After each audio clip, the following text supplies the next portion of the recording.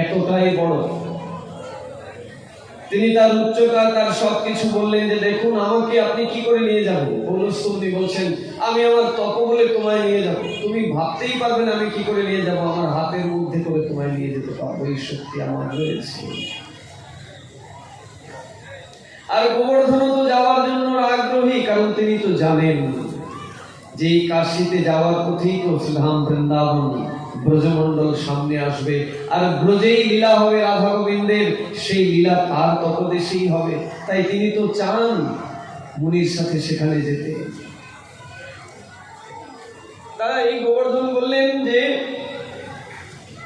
ঠিক আছে আমি যেতে রাজি, কিন্তু একটি কথা তোমাকে ভালো করে জানতে হবে।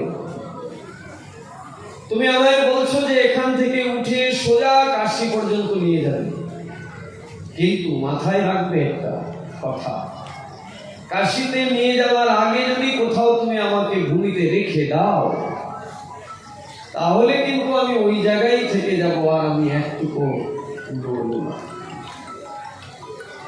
পৌলুস্তমনি বলছেন আমি তোমাকে কোথাও রাখবো না, এবং তুমি ভাবতেই পারবে না আমি তোমাকে কি করে নিয়ে গেছি। তুমি যত বড়ই হও না কেন, আমি আমার তপ বলে, আমার যোগ বলে এই হাতের পরের মধ্যে বসিয়ে তোমায় নিয়ে যাব, তোমায় কোথাও রাখবো না।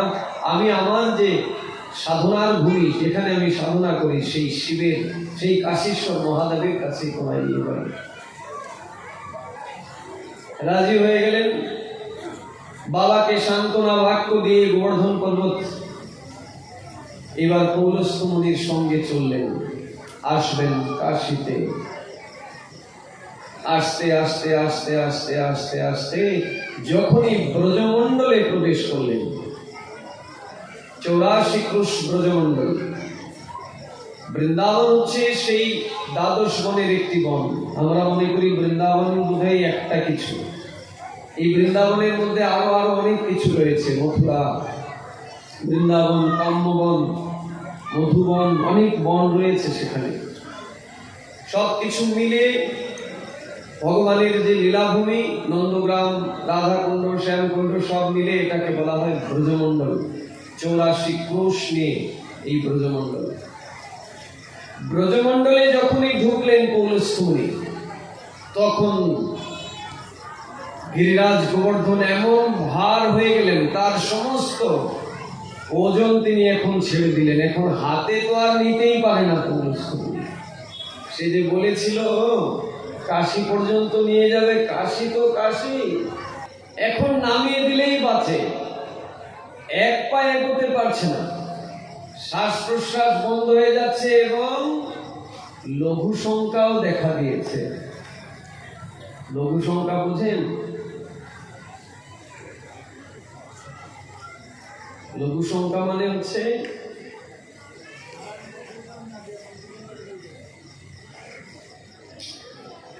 তার শৌচালয়ে যেতে হবে, এখন শৌচগৃহে যেতে হবে।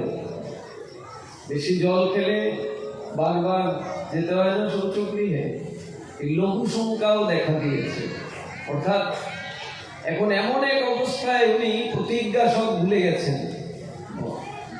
এটা তো ভগবানের ইচ্ছাতে হচ্ছে, কারণ গিরিরাজ গোবর্ধন না থাকলে ভগবান দাপর যুগে লীলা কোথায় করবেন?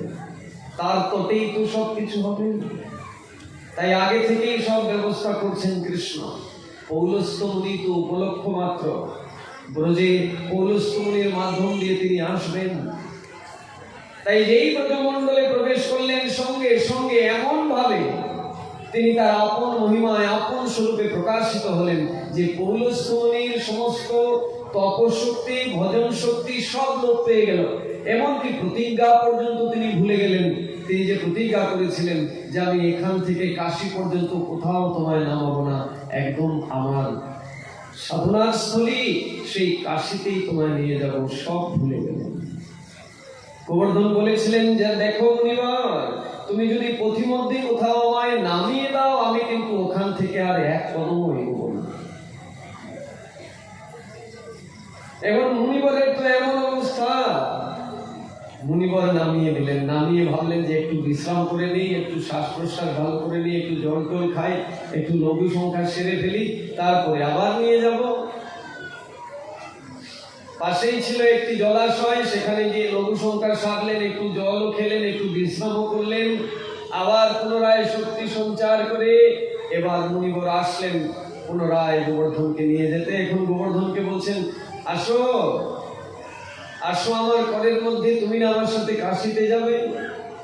এখন তো আর কোনোভাবে গোবর্ধনকে ওঠাতে পারে না, সমস্ত তপবল সব নিমেষের মধ্যেই শেষ হয়ে গেল সেই মুনিশ্রেষ্ঠ পৌলস্ত্য মুনি। এখন গোবর্ধনকে আদেশ করছেন, কি হলো গোবর্ধন, তুমি না আমার সাথে কাশিতে যাবে, তুমি আমার সাথে কপটতা করছো কেন? বলে, আমি তো কপটতা করছি না, তুমি তো আমায় প্রতিজ্ঞা করেছিলে কোথাও তুমি নামাবে না, তো তুমি নামালে কেন? আমি কি তোমায় বলেছিলাম এবার নামাতে? তুমি এবার যেহেতু নামিয়েছো, আমার তো আর চলার কোনো রাস্তা নেই। আমি তো আগেই বলেছি তোমায় যে আমায় যদি কোথাও নামিয়ে দাও, আমি কিন্তু ওখান থেকে আর এক কদম বের হতে পারবো না। যখন কোনোভাবেই পৌলস্ত্য মুনি আর নিতে পারবেন না গোবর্ধনকে, তখন অভিশাপ দিয়ে দিলেন।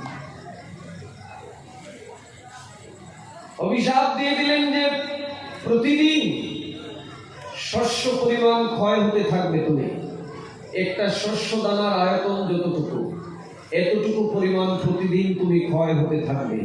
ক্ষয় হতে হতে হতে হতে হতে হতে যখন একদম পুরোটাই ক্ষয় হয়ে যাবে, তখনই প্রলয় সৃষ্টি হবে।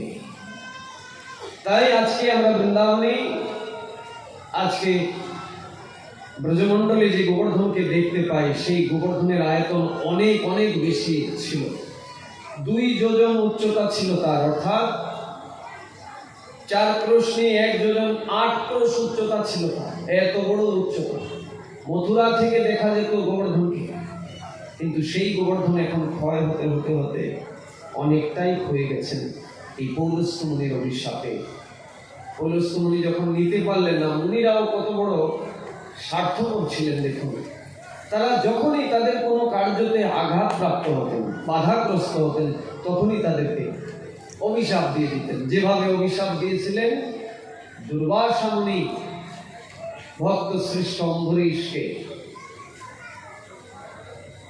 এই রকমের একজন ভক্ত প্রাণকে অভিশাপ দিয়েছিলেন দুর্বাসা মুনি, কিন্তু সেই অভিশাপ তার দিকেই ধাবিত হয়েছিল। আমরা সবাই জানি সেই উপাখ্যান। পরে সেই অম্বরীশের চরণে গিয়ে পড়তে হলো দুর্বাসা মুনিকে যে আমি ভুল করে ফেলেছি, অন্যায় করে ফেলেছি, তুমি যদি আমায় ক্ষমা না করো তাহলে ওই বিষ্ণুর চক্র আমার মাথা নামিয়ে দেবে। কিন্তু দেখুন দুর্বাসা মুনি ওই বিষ্ণুর চক্রের হাত থেকে রেহাই পাবেন বলে স্বয়ং বিষ্ণুর কাছে পর্যন্ত গেছিলেন। হে প্রভু, আমি ভুল করে ফেলেছি, আমি তোমার ভক্তের সাথে দ্বেষ করেছি, আমি না জেনে অম্বরীশকে অভিশাপ দিয়ে দিয়েছিলাম, তুমি আমায় ক্ষমা করে দাও। বিষ্ণু বললেন, দেখো দুর্বাসা, তুমি যদিও আমার কাছে এসেছো, এই চক্র আমার বটে, কিন্তু চক্র যদি একবার আমার হাত থেকে বের হয়ে যায়, তারপরে সে আর আমার কথা শুনে না। তাই এই চক্রকে যদি তুমি, চক্রের হাত থেকে যদি তুমি বাঁচতে চাও, তাহলে তুমি যার চরণে অপরাধ করেছো তার চরণে গিয়ে ক্ষমা চাও। বাধ্য হয়েছিলেন দুর্বাসা মুনি ফিরে এসে অম্বরীশ মহারাজের স্তুতি বন্দনা করতে। অম্বরীশ যখন ক্ষমা করেছিলেন, তখন সেই বিষ্ণুর চক্র আপনা আপনি বিষ্ণুর কাছে ফিরে গেছিল। তাই মুনিরাও এরকম ছিলেন আগেকার দিনে। তারাও যখন দেখতেন তাদের স্বার্থে কোথাও ব্যাঘাত হয়ে গেছে, সঙ্গে সঙ্গে অভিশাপ দিয়ে দিতেন। তারাও সাধনার দ্বারাই সেই শক্তি অর্জন করেছিলেন বটে, কিন্তু মাঝে মাঝে তাদের শক্তিকে তারা অপব্যবহার করে উঠছেন। তাই তাদের চাইতেও শ্রেষ্ঠ করা হয়েছে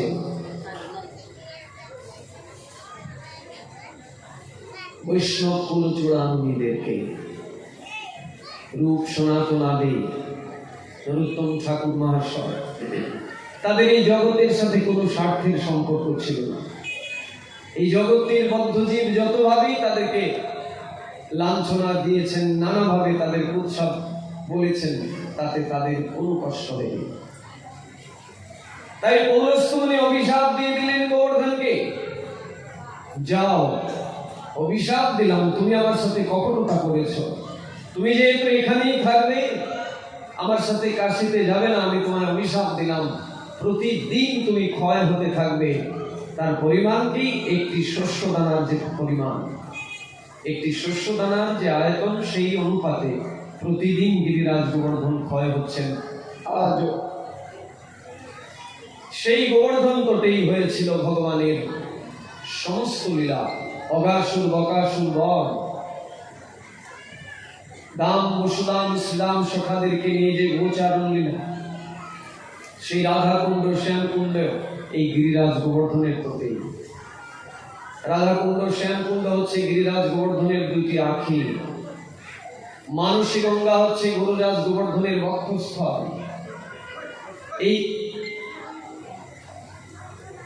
এই গিরিরাজ গোবর্ধনের তটেই ভগবানের সর্ব উৎকৃষ্ট লীলা তিনি করেছিলেন দাপর যুগে। আজকে বৃন্দাবনে এত বছর কাল ধরে ব্রজবাসীরা, বিশেষ করে নন্দ, উপানন্দ, তারা সকলে দেবরাজ ইন্দ্রের পুজো করতেন। আমরা কোথা থেকে শুনেছি কথাটা? না, গিরিরাজ গোবর্ধন বৃন্দাবনে এসেছেন, এখানে তিনি